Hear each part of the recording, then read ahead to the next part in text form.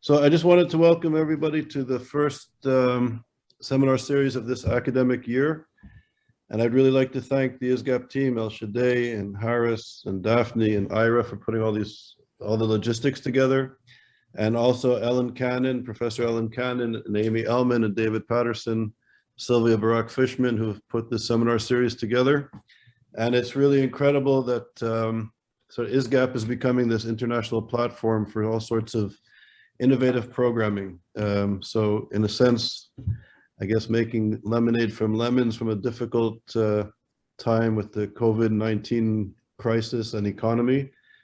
Difficult things are happening, but also human creativity is able to sort of use these crises to do some good. And I think the Digital Research Center at ISGAP and all the amazing scholars connected to ISGAP are putting these programs together, which is wonderful. And I think there's no better way than my colleague, Dr. Joël Kotek, to start off the seminar series. So it's an honor, Joel, that you're the first speaker of this academic year. So thank you for being here and all your help on the academic steering committee at ISGAP. So I'm going to turn it over to Ellen, who will moderate the seminar series. And I wanted to thank everybody for putting this together. Thank you, Charles. And thank you, Charles, for your lifelong commitment to this critical issue of the study of contemporary anti-Semitism. Welcome, everyone. This is the first lecture in the Historical Tropes in Contemporary Anti-Semitism seminar series. This seminar brings out the perennial patterns in the phenomenon of anti-Semitism to shed light on the matter of why exactly is it the longest hatred. And the aim of the series is to elucidate the millennial themes and the variations on these themes that bring out the essence of anti-Semitism, to expose and explain why the phenomenon is at once ancient and modern, to impart a deeper understanding of how what was once a scandal of anti-Semitism has morphed into a fashionable anti-Semitism, and to enable participants in the seminar to recognize the phenomenon in all of its subtle manifestations and to seek ways of responding to it. The themes to be examined include the anti-Semitic appropriation of the truth, the blood libel, purity of blood, the drive for redemption or salvation, the invisible and ubiquitous evil ascribed to the Jews, and more. The seminar series will bring out the implications of theological and ideological tropes of anti-Semitism, both historical and contemporary. In the end, the series will situate contemporary anti-Semitism within the eternal contexts of ethical demands and imperatives.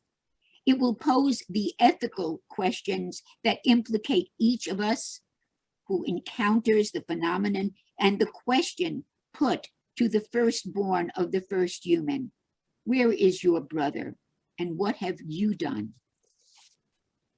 Our first presenter is Dr. Joël Kotek. Professor Kotek is professor at the Free University of Brussels and the Institut for the Study of Politics in Paris. Dr. Kotek is a member of several committees, including the Jewish Museum of Warsaw, the Mechelin Holocaust Museum, the Foundation Aladdin in Paris, the Ivan Foundation in Antwerp and Yahid in Unum, and the Shoah History Review. From 2003 through 2006, Dr. Kotek was the head of the Formation Department at the Shoah Memorial and the Contemporary Jewish Documentation Center in Paris. Since 2003, he has been the Belgium correspondent of the Moshe Kantor Center on Anti-Semitism and Racism. Dr. Kotek has authored a number of important publications, and I'm very proud to say he is an ISGAP Senior Research Fellow. The title of his presentation today is Actuality of the Myth of the Child-Killing Jew, among Belgian and European pro-Palestinian activists. I give you with great enthusiasm, Professor Joël Kotek. Thank you very much, Ellen, and thank you all. So my title will be a little bit different, but of course the topic will be the same.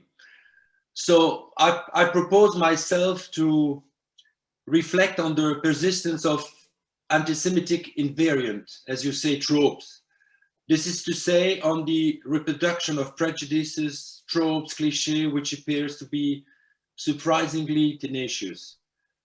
Taking into account the diversity of anti-Jewish configuration, in no way exclude the search for possible invariants of thematic or rhetorical nature. We can reduce all the negative representation and the theme of accusation aimed at the Jew accumulated since the Middle Age to a small number of stories which can be conceived as myths. And I will...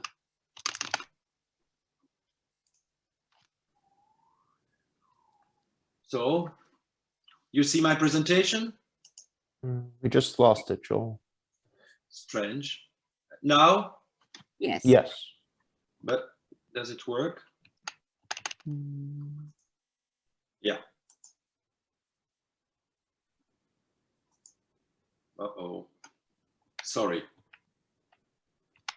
So, and of course, and why is it important to talk about those tropes, those invariants?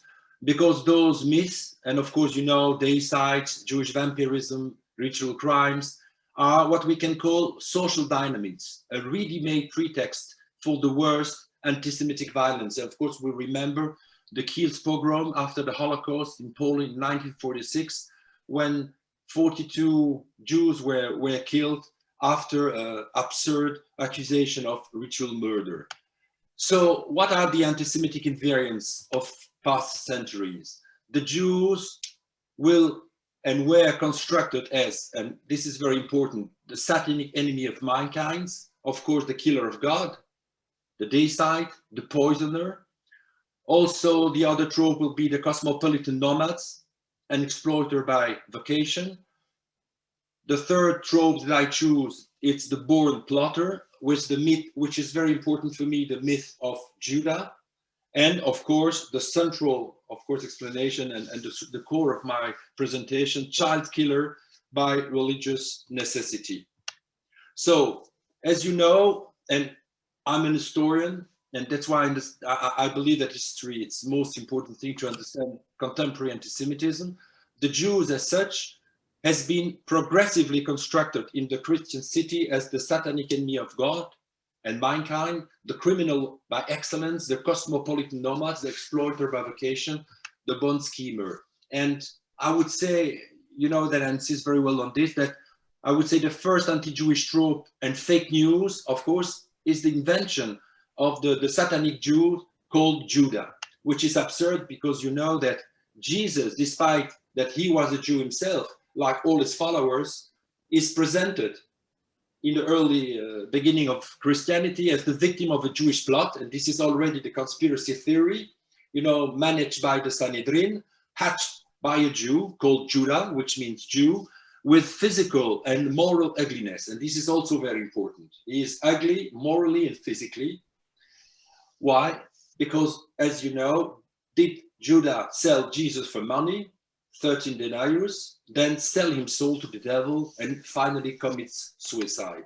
And this is a Middle Age representation, late Middle Age, actually, representation of Judah. As you can see, Judah sell his soul to the devil, and you can see that his stomach figurates the money that he sells, that he received from the Romans. So one might think that the Holocaust would have done away with the great repulsive myth, the legend of blood, Jewish vampirism, ritual child murder, and on the contrary, they are more alive than ever. These mythical stories serve as symbolic material for contemporary anti-Zionist story, of course, anti-Semitic stories. Indeed, we can observe a reinvestment of this great theme of accusation forced by Christian Europe with a strong mythical charge by so-called anti-Zionist movement within the Muslim world, but also on the extreme right, and unfortunately also on the left. Why? Because they have an undeniable effect on people, and it lies probably in the fact that being known and resurrected from time to time, these repulsive myths are cognitively easy to access, as psychologists would say. It's, I would say, a kind of Christian habitus, because these mythical stories are part of an immemorial Christian cultural code, blame the Jews being responsible of, you know, the what went wrongs in the society. And so we assist to a return to the traditional anti-Semitic vocabulary, old myths as building blocks on the contemporary anti-Semitic discourse. And so let's see what they are. The satanic religion, and this is an example of, you know, the fact that the Jews were supposed to be connected with the evil. And this is a medieval, of course, enluminure. And then another one from a manuscript published in Germany. This is, you know, the cover page of the Protocol of the Wives of Zion, a cover representing the President of the United States, Roosevelt, being into the hands of the Jews. We are in 1944, where most of the Jews of Europe has been already killed.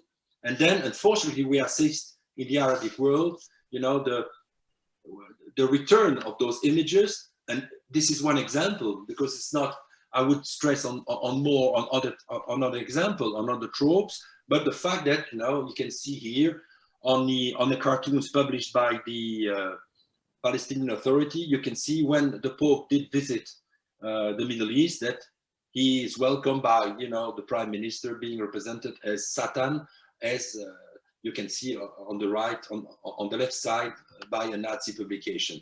And this is a poster that one of my students have photographed in Tehran. It's a poster in a so-called Palestine Square, and the Palestine Square in Tehran is full of this kind of posters, you know, representing the Jews as, you know, evil by excellence, etc. Of course, the second trope is the day side. As I said, the moral ugliness and of the Jews who betrayed God. And you can see the difference between Judah and Jesus. Both of them are Jewish, but Judah being, you know, really representing as, you know, a Jew of as the Nazi would represent them, and Jesus being more and more represented like, I would say, I don't know, an American or an Australian surfer.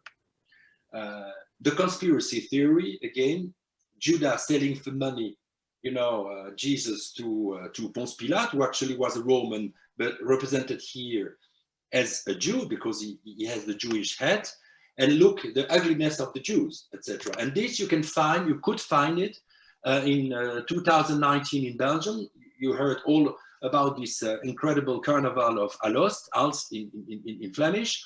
And look, the ugliness of the Jews, and this is the comparison with, you know, a carnival in Nazi Germany in 1938, and how they did show in 2009 the Jews, exactly the same. And not only the Jews, because you can see that Hasidim, they wear the keffiyeh. It's a mixture of anti-Semitism and anti-Zionism, etc.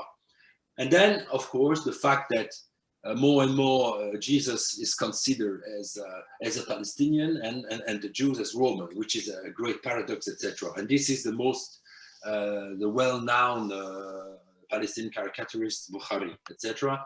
And this is what you can find on internet, you know, the fact that, and this I took from the Palestinian Museum, and you can see, you know, Jesus is supposed to be a Palestinian. And this was taken actually from Portugal. A certain Ferreira Moraes said that Jesus was a Palestinian who was murdered by Israelis, etc. So the Holocaust now is against Israel, and even the fact that Jesus was a Jew in Judea now also plays against the Jews. And this is an article published in a Catholic magazine, daily magazine in Brussels, La Libre Belgique, and the other one is a cartoon by the very famous anti-Semitic Brazilian Carlos Latouf.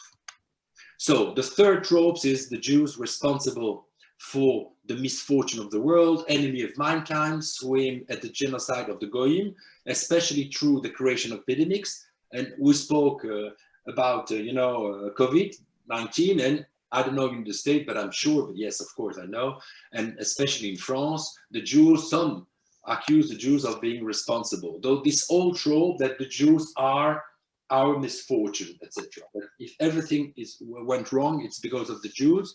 And this I found, and it's exactly the same image. The Jews are our misfortune, and then in Germany, Die Rechte, a German party, said Israel is unser Unglück. So nothing has changed, only the name. So, of course, we know about the Black Death, who eradicates many Jewish community, being accused absurdly of being responsible of the Black Death.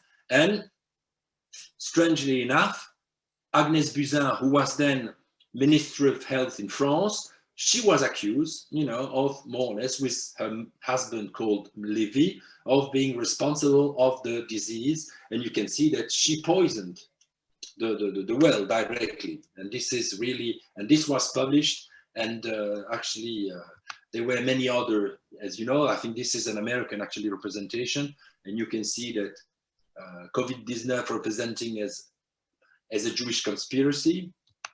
This is an Iranian cartoon, and you can see that the Americans use a virus developed in Israel, etc. And this is very strange. This was a poster that you could find in Besançon. Well, it's a town in the east of France, Besançon, not far from Strasbourg, and it says the genocide of the Goyim and Tikkun Olam. You can't see it, but Tikkun Olam. And this is, also the return of a very old trope that can be dated again in the Middle Age. And speaking about BDS, you can also see, the fact that not only that Israeli product or Jewish product or only brand who you can find in Israeli supermarket are supposed to be a boycott, but they have to be boycott because they are dangerous. It's toxic. They are radioactive, and there are some, I would say, I don't know, some demonstration in French supermarket when you will see people dressed as, I don't know, dressed with anti-bacteriological or anti-nuclear, dresses with compteur Gégère, who are supposed, to stress the fact that, it's very dangerous to buy Israeli products. And this is, of course, again, it's not it's not by hazard. I think it has an historical explanation why BDS activists would use a compteur Gégère and would consider any product sold in Israel as dangerous, as almost radioactive, etc. And then let's go back to, I would say, the core of my short presentation, the blood-sucking vampire, the Jews and ritual murder, the famous trope of infanticide, which is really, I would say, according to me, the core of contemporary anti-Zionist, if you want, propaganda. Of course, it's difficult to find in the long history of European folklore a more convincing and absurd remorse, but also easier to resurrect that of a Jewish bloodsucker, especially of children.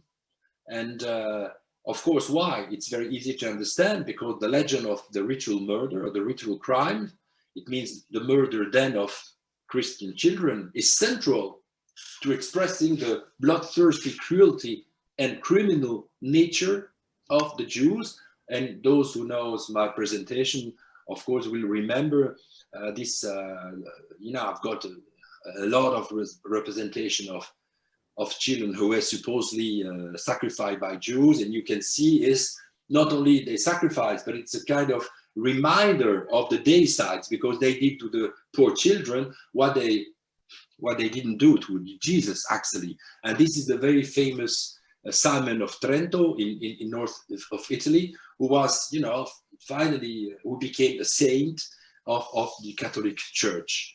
And you will find a lot of those representations. This is a very famous painting, Pietrocello, if I'm not wrong, representing again the martyrdom of poor Simon of Trento, etc. This one is a representation that you can still find in Poland, in Sandomierz, in the Church of St. Paul, and also and you've got, as far as I remember, 4 paintings representing, you know, a so-called ritual murder of a young Paul. And it still exists, and the Catholic Church refused, you know, even to, you know, to have, I don't know how to say, a banner contradicted. So in 1914, in his preface to Albert Monniot's book, Le crime rituel chez les Juifs, you know, Drummond, who was the Pope, the father of French anti-Semitism, advanced a racialist explanation of this specific form of, I would say, Jewish criminality. And I quote Drummond, ritual infanticide among the Jews is only the periodic manifestation of an irreprehensible racial instinct, the manifestation of which are codified by the Talmud. And this is so very important also to say, the fact that it's a religious obligation. And as you know, between 1144, the first accusation of ritual murder, till 1946 in Kielce, Poland, there are around 200, you know, alleged Jewish ritual murders in Europe. And one of the most famous was the Beilis affair in Ukraine in 1911. And actually, Beilis was finally released because, of course, the accusation was totally absurd. And this is a poster, you know, representing the poor child who was actually killed by his family. Of course, the Nazi used a lot of the ritual murder, and this you could see. This was in 1939. This one in 1944, and you can see that. Well, the Jews accuse the Nazis accused the Jews of wanting to kill German children, and actually, unfortunately, you know that 1.5 million Jewish children will be killed by the Nazis. And what is interesting in this caricature, you can see the knife, and behind the knife you will see the 3 crosses of the Golgotha, which also show that it's really a cultural trope. It's an habitus. It's a Christian cultural code, you know.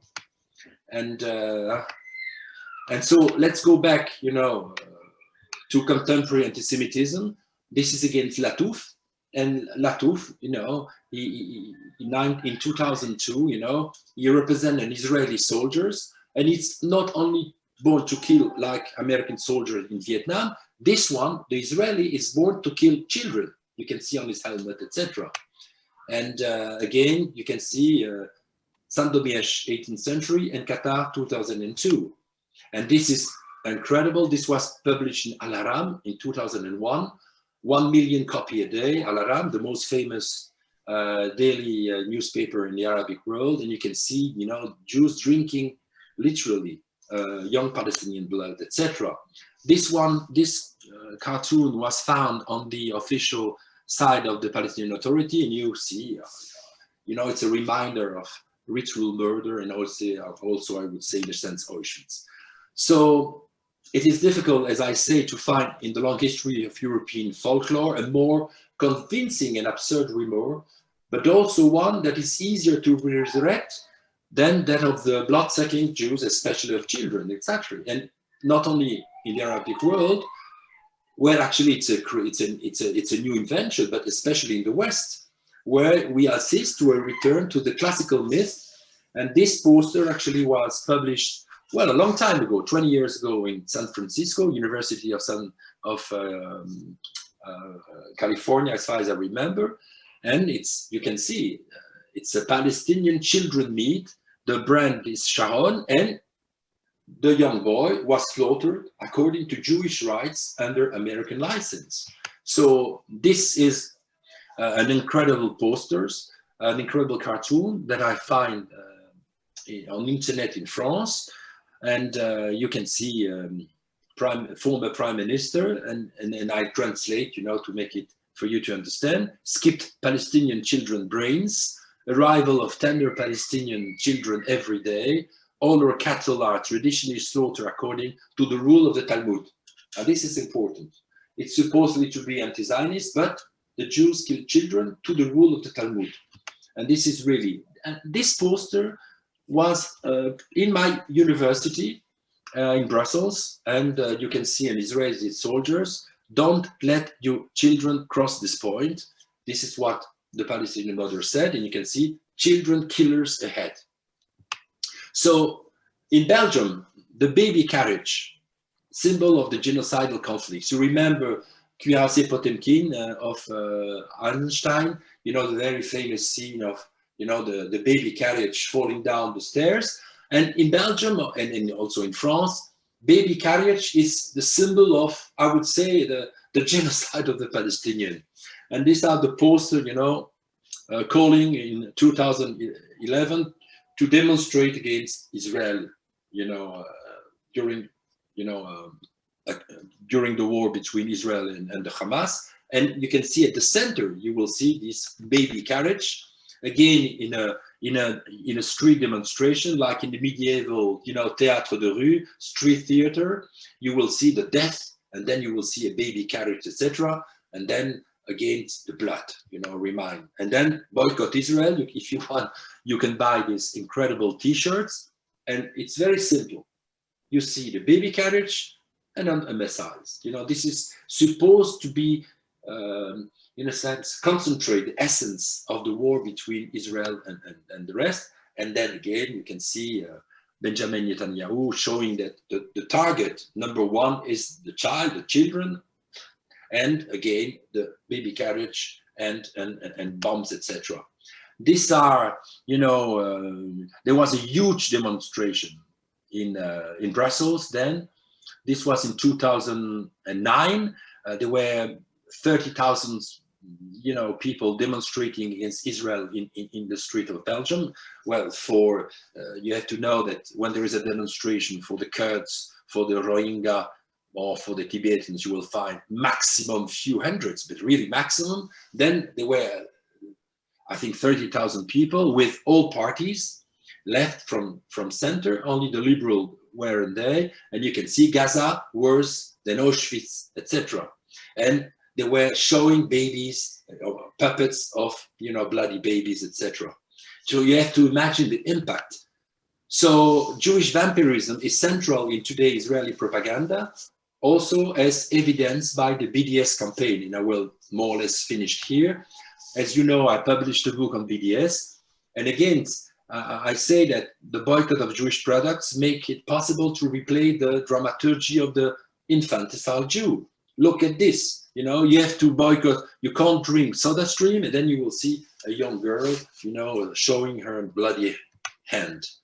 SodaStream, a product that kills. And then, of course, we show you have to boycott Israel and how they will, you know, try to convince you by showing blood or killed children, etc. So remember this baby, boycott Israel, etc. BDS urged Adidas to stop supporting Israel Football Association. Again, you know, the court of a Palestinian child. The same with Coca-Cola. And there is a lot of posters, you know, depicting Coca-Cola, and I don't know why, as a kind of Zionist, you know, brand.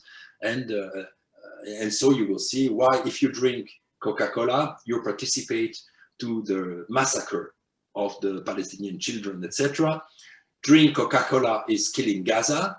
If you drink Coca-Cola, you will drink the blood of innocent Gazawi, etc.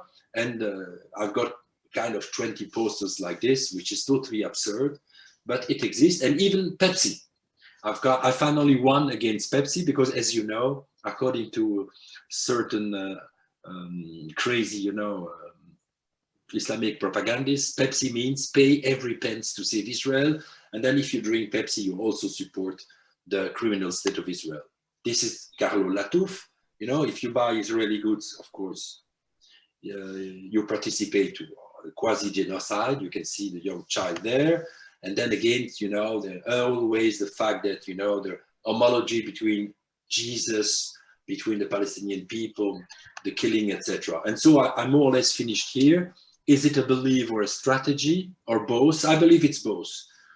I suppose there is a long tradition, as I say, we can find a kind of cultural code, a kind of habitus to blame the Jews, etc., with a certain norm of invariant, which functions still, I would say, the 12th century.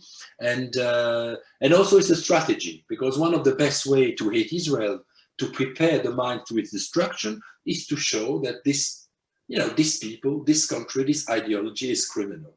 So it's a mixture, and it's like TNT, or nitroglycerine, I would say more. It's a terrible thing. And I stop here. And my conclusion is a quote by Vladimir Yankelevich, who used to be a French Jewish philosopher, who wrote in 1967. In 1967, this fascinating idea is, and I quote, "Anti-Zionism is an incredible boon because it gives us permission and even the right and even the duty to be anti-Semitic in the name of democracy. Anti-Zionism is justified anti-Semitism, finally available to all. It is the permission to be democratically anti-Semitic. What if the Jews were Nazi themselves? That would be wonderful." And unfortunately, this is also what's happening, unfortunately, in the United States. Thank you very much. Thank you very, very much. Just an outstanding depiction and travel of journey of the continuation of historical and contemporary utilizations of these conspiracies. We thank you so much. I have the first question. Can you tell me the influence of these conspiracies here in the United States? We're beginning to see not merely only the normalization of these iconic conspiracies, but as well politicians in high public places beginning to use this and not being reprimanded. Is that taking place in Europe as well in the political process? Well, it's difficult to say, but unfortunately, irrationality is gaining day after day, irrationality, and so fake news, and then fake discourse. So I think ignorance first, and also the fact that you can say anything and nobody will contradict you. And anyway, to contradict, how would I say, a populist will take so many times, and it's so easy to say nonsense thing. And you can see, for instance, in France, there is now a new phenomenon. It's not like Trump, but more or less. We've got someone called Eric Zemmour, if you heard, and Eric Zemmour actually is a Jew. And you can say, in a sense, maybe not really an anti-Semitic Jew, but very strange Jew, because this man is defending Pétain, he's defending the collaboration. And he said that finally collaboration was not so terrible, that Pétain actually was right because he protected the French Jews, but was giving to the Nazi the foreign Jews, which is crazy, And this man actually is a foreign Jews. And he says it. And this man now has 15% of 15% of the French would vote for this man. And this man he speaks nonsense. So as I say before, we are in the 30s. We've got extreme left, extreme right. And I'd say the liberal in the American sense, we are lost in this configuration. And I'm quite pessimistic, actually. Okay, thank you. I'm going to invite people to put their questions up, or you can show by raising your hand button that you would like to participate with the question. And I know that Dr. Kotek is so eager to hear from you regarding your comments. And not speaking English. And I think that you just did beautifully. So is there two participants have raised their hand, and I'm going to start with Christine, and next with Nedra Polar. Thank you, Christine. Can we have your question? Yes, hi. I wonder if you can comment on the implications of the, I don't know if I would quite like to use the word demise, but the definite downturn in people who go to church in Europe, right? It's also, you know, a different issue in the States, but there's still a lot less, more atheists, more people who call themselves spiritual in some other way. But it seems to me that there's some of that loss of compass relating to how religious structure or being part of a community really did, I think, help to moderate societies. And I don't mean that in a pejorative way, right? But I do think that it's almost like, quote, progressives, if you like, who, you know, I think there's a loss of compass, and I think it has something to do with how religion is changing in people's lives today. Well, it's quite interesting, but it's not easy to answer to your question. But you know what? It's not because you're an atheist that you will forget about, you know, your heritage, because it's subconscious, it's inconscious, I would say, like this. Because, for instance, one of the most virulent party, anti-Zionist party in Belgium today, is the Green Party, and Green Right. actually has been formed by left Catholic. Oh and God. and left Catholic, and you know, in a sense, they and those people, you know, they are unfortunately, you know, maybe we cannot use this concept of Islamo-gauchism, as you heard about it, but definitely they are Islamo-gauchist. For instance, they will support the veil. For instance, they will support the slaughtering, and this is the reality also. So, and a good example, for instance, one of the leader of the Greens in Belgium, and she's an atheist now, but she's been raised in a Catholic. She's been raised in a Catholic. She has a Catholic education. But she's an atheist, and on her Facebook website, she posts, you know, a cartoon showing Jesus who couldn't enter Bethlehem because he was a Palestinian, and so, you know, I say Zoe, she's called Zoe, you know that Jesus was not a Palestinian, he was a Jew, and then, you know, you could go from Nazareth, even if it didn't exist, to Jerusalem, to Bethlehem, and maybe there will be some Roman, etc. And she said, "Oh no." Hang on, your sound's gone away. Just unmute, Joel. There you go. Your sound is, there you go. It's better? Yeah. Yes.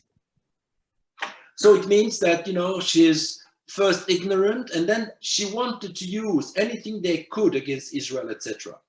And so the problem is, when there is a demonstration against Israel, none of them would protest on those terrible, you know, things that we see. You know, the fact that they say that Gaza is worse than Auschwitz, etc. The fact that they will show puppets, bloody puppets, etc. They allow it, they accept it, and this is I would say problematic. Very problematic. But it means that some Christians who could be pro-Israeli, as you know, Calvinists, and others. You heard the fact that there was a new Bible published in Copenhagen when they didn't want to use the word Israel. And so they changed the Bible, which, you know, because they want to be neutral. Right. Thank you, Joel. And thank you, Christine, for the first question. Sorry for my English. Nidra Poller, please ask your question. And we invite people to please raise your hands, and we encourage you to also use the chat, and I will convey the questions out loud. Yes, I opened my mic. You can hear me? Yes. Okay. I'm surprised that you didn't say anything about Mohammed al-Dura. All the images that you show that are very ghoulish and garish have a tremendous influence, but they're marginal. Mohammed al-Dura, that was September 30th, 2000, before all of these contemporary anti-Zionist child-killing images. And that was the beginning of it. And it came on mainstream television, influenced the entire world, was taken as a true news report. And that's what set off the wave of anti-Semitism, violent, genocidal anti-Semitism that we've been experiencing in the modern world since 2000. Could you tell me why you didn't mention Mohammed al-Dura? First, because I had only 30 minutes, okay? The second thing is I've been published a comprehensive book on Arabic caricatures, and it existed before this accusation. Al-Dura make it into perspective, but I can assure you that before this, you know, this affair, you could find hundreds, if not thousands, of cartoons depicting Israeli as child killers, etc. And also, I focused on Western Europe. I didn't, but it's true. It's true. Al-Dura is part of this instrumentalization. I agree with you. Okay, so we do look forward very, very much to your work on this important question that Nidra asked. Thank you very much, Nidra. Mr. Levin, do you have a question? Joseph Levin, thank you. And please unmute yourself. Mr. Levin, we're calling on you, and we hope you can hear us. And please unmute yourself so we could hear your important question.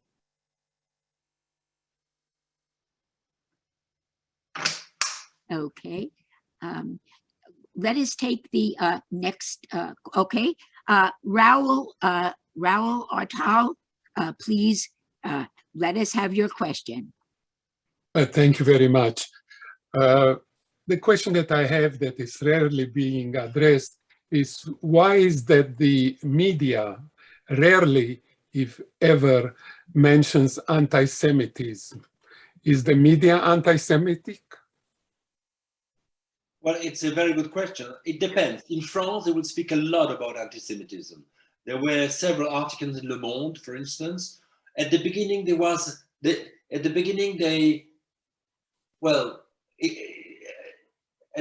didn't want to acknowledge the return of anti-Semitism because according to many leftist intellectuals, etc., the new Jews are the Muslim, etc., and that anti-Semitism had disappeared. But you know, especially after, you know, the anti-COVID demonstration, stressing the fact that the Jews are behind it, I can assure you that now everyone is convinced of the return of anti-Semitism, etc.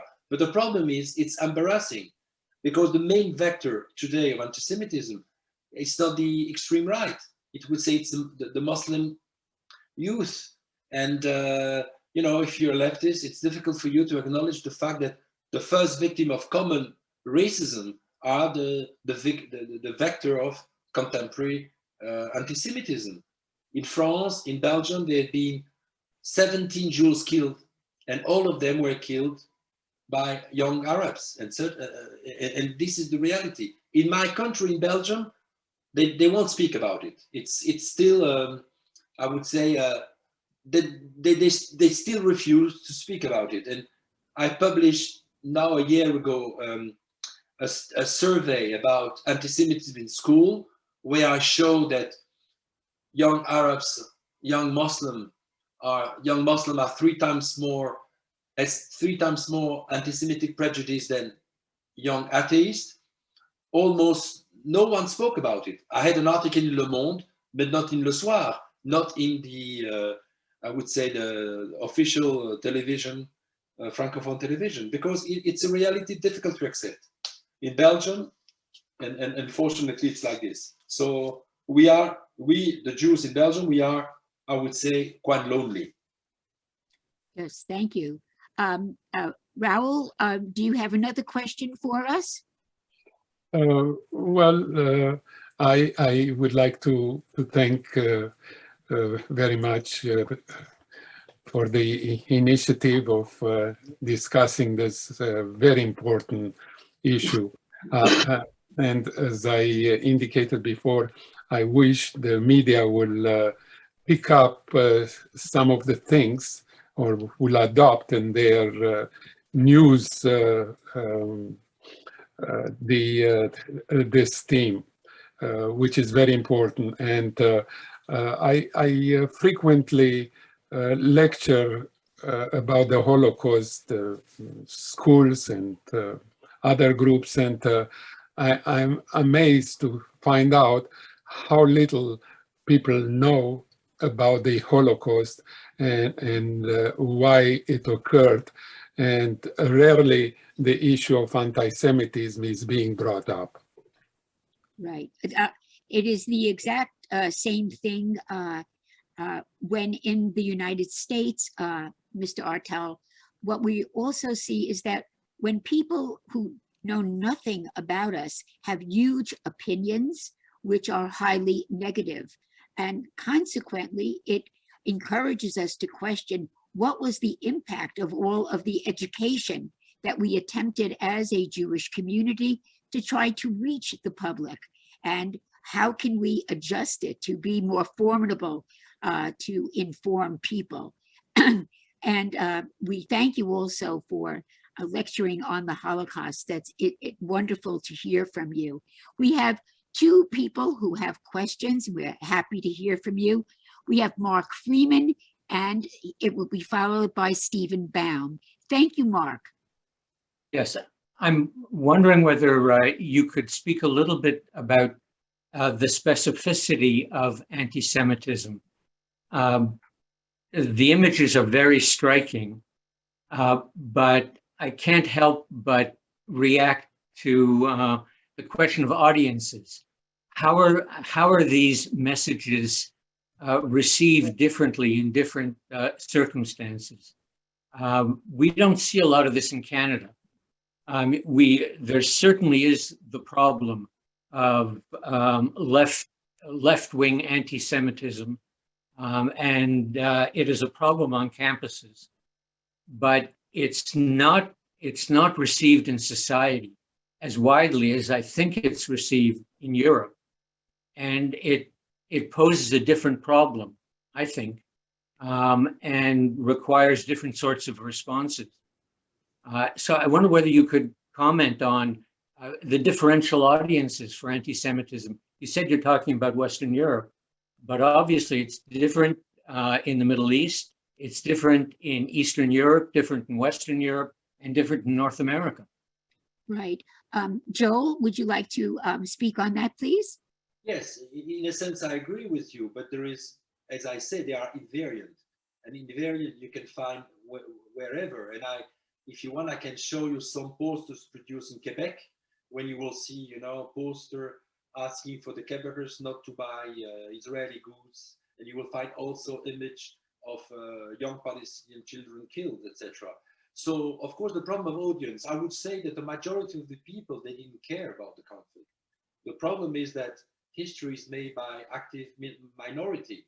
And the active minority today, they are the one where, when I was young, they were Maoists, then after they were Trotskyists, and today they are anti-Israeli, etc. And they are the one who actually are the future, maybe, of the Democratic Party in the United States, and they are the one who are controlled in the Green Party, in Belgium, etc., not in Germany, thanks to God, because it's different.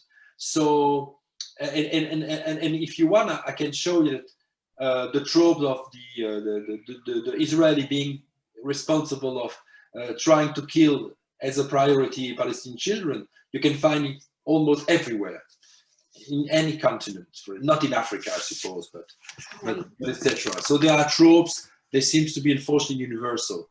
And I think my definition of anti-Semitism is very simple: is to accuse the Jews of being responsible of the disaster of the world. This is my definition. And if you have this definition, it started in the Middle Age. Sure. Mark, I would like to, thank you, Joe. Mark, I would also like to add that in order for institutional groups to be heard and be viewed as legitimate voices of the world scene, there is almost a litmus test or a entree that you have to adopt certain political views that you may not know anything about. We're seeing this, for example, one institution that has historically supported Israel and Jewish concerns have been the American labor unions. However, what we are finding now is that they too have become voices that are clearly pro-Palestinian, often using the conspiracy theories. And one of the things that we're also seeing is that this is a growing issue in the American teachers unions, which deal with K through 12 children. They are very concerned with being solidarity with Palestine, and their notion or discussion, for example, of the attack by Hamas onto Israel was, as we can expect, by many groups to be an inversion of the truth. It was the attack of Israel, they argued, on the innocent people of Gaza. So again, when we look at the role of social media in using a few sentences that grab people, that is effective, as opposed to education, complexity, a search for the truth. That what we hope would be a discussion is often binary, lack of complexity, and there is no notion of truth. And so we are all very concerned. And thank you, Mark, for your important question. Stephen Baum, and one yes, more thing to say. yes. The most common denominator in Belgian politics would be, unfortunately, to demonstrate against Israel. It's the only cause who would displace thousands of people in demonstration. For instance, and very often, we've got also a kind of communist party, and for the communist party, they will stress only on Israel, and they will say, why do we speak about China? We have to speak about Israel, etc. And it's the same for the Greens, and it's the same for the socialists. You have to understand that in Western Europe, like in Belgium, where in Brussels, in my region where I work, 40% of the population are Muslim. And some people believe that to please them, you have to be anti-Israeli. And this is what I call electoral anti-Semitism. It means people are not anti-Semitic, but if they please the electorate, why not? And that's why anti-Zionism is quite popular I would say, especially in Belgium. Right. And before I get to Mr. Baum, I just want to emphasize again, I've been a professor now for over 45 years. And what I can absolutely tell you is that the absence of knowledge on the Jewish culture, history, the extent of the persecution being a history of the longest hate is solidly lost today. And we are trying to work as fast as we can and with competence of trying to break through to explain that what we are seeing today is the old wine in new bottles. And either way, it is a sobering issue. Mr. Baum, we can call on you. Thank you. Hi, Nidra. And Joel, commendable work that you do. If a picture's worth 1,000 words, we got 1,000 problems. But very few people are logging that in and organizing it the way you do. So your work's important. I just want to make people aware that there's been studies that have research studies that affirm that anti-Semitism and anti-Israeli rhetoric are correlated statistically. In my study that was done about 8 years ago, it took North American Muslims that were non-Arabic and then Muslims that were Arabic and Christians and pitted them against non-Christians to see who is the most anti-Semitic.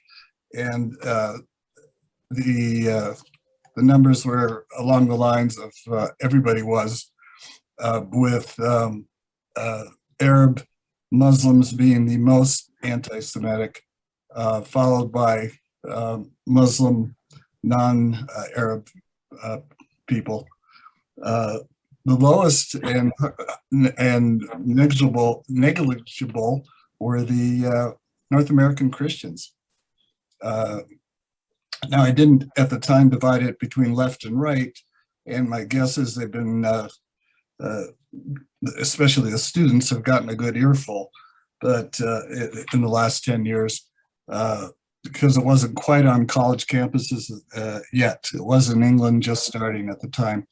But there's also a fascinating study, and we can't do it anymore like this. There was a bunch of psychoanalysts in the 1990s that asked their analysands or their patients, what do you think about Jews?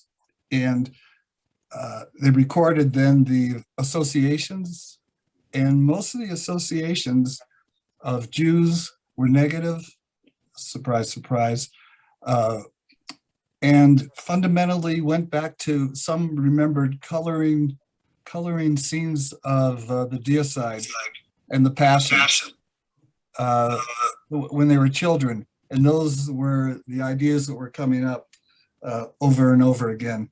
I think if we understand it as a I want to put my position is that unless there's some sort of miraculous revision of the New Testament, the Romans got to exonerate themselves from the actual killing of Christ. The Jews symbolically were the ones who killed Christ. And once you kill the Son of God or God on earth, doesn't get much more nefarious than that.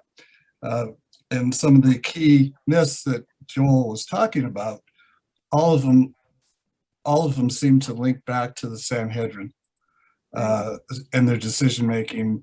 For people that don't know that part, that was the trial of Jesus. The only point that's positive in all this is there's a bunch of, in the last 10 years, a bunch of scholars of the historical Jesus that are Christian, and they are saying passages are wholly revised, and the writing's not even the same as the other writings in the Gospels, and they take to task that everything has been probably revamped to stick it to the Jews. Right. And they won't, so far, they haven't touched the key indictments, such as Matthew 27:25, right, which is the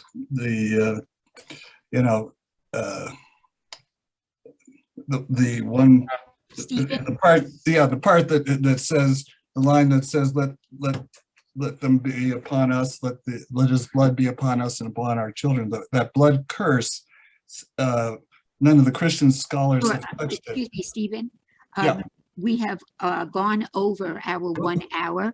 Okay. I want to thank you very much for your comments, and I have been told that I do have permission if anyone has one more brief question. And this was very interesting. Very interesting. Go right ahead. I fully agree with him, and I would like to see his work, his survey. Okay, and so Stephen, did you hear that? Sure. So if you could also contact Professor Kotek through ISGAP, that would be wonderful to share your work. Sure. Also, we have here an important comment from Christine Maxwell, who has spoken so well today. How to address changes in Holocaust education to enable relevancy of the studies of the Holocaust to stay relevant today and tomorrow's generations. This is important to Christine and again to all of us, and to expand the extent to which people understand that, again, the collective Jew today, which is the target, is the state of Israel, and we are, as the world Jewish community, continuously accused of causing the world's problems, and it is a very serious issue. One more important announcement. There is a wonderful lecture we hope that you will all register for. We have a theme of lectures coming up, the intersectionality of anti-Semitism, and it will commence on this Wednesday, October 6th at 11 Eastern Standard Time in the morning. The first lecture is entitled The Ayatollah Khomeini's Anti-Semitic Rhetoric, Iran's Revolution, and the Betrayal of Women, and it will be presented by Dr. Jessica Imani, Adjunct Professor of Sociology at Marymount University.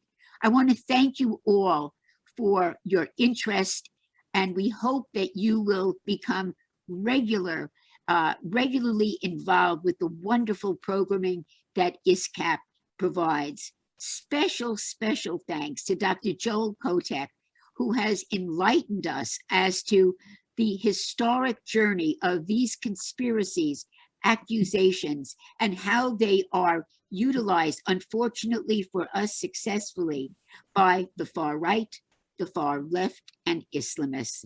We thank all of you again, and may you all stay healthy and have only good learning experiences with us. Thank you again. It's been a pleasure to be with you. Thank you, Ellen.